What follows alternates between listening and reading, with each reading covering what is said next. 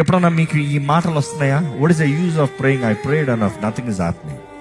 ఏం జరగట్లే, ఇంత ప్రార్థన చేసా ఏం కలగట్లే, ఏ ప్రార్థన చేస్తానన్నా దేవుడు జవాబు అవ్వట్లే. దేవుడు అంటాడు విసిగిపోవద్దు, ప్రార్థన చేస్తూనే ఉండు. నాట్ లూజ్ హార్ట్, హృదయాన్ని కోల్పోకూడదంట, అలసిపోకూడదంట, వేసారిపోకూడదంట. ఇంకెన్నిసార్లు ప్రార్థన చేయాలి? ప్రార్థన చేసి ఏం ప్రయోజనం? కానీ నువ్వు ప్రార్థన చేసేటప్పుడు నీ ఉద్దేశం ఎలా ఉండాలంటే దేవుడు కార్యం జరిగిస్తాడు, కార్యము జరిగించాలి.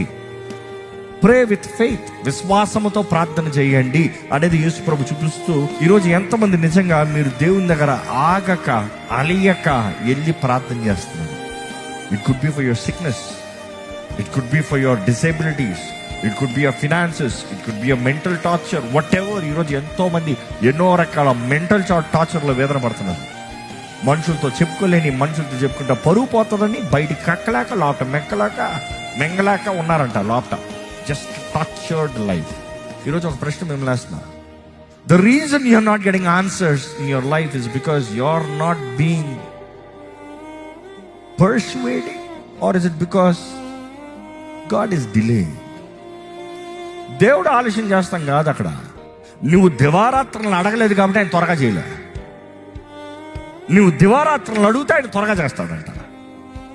If you are persistent in your prayer life, God is saying నీకు త్వరగా జవాబు వస్తుంది.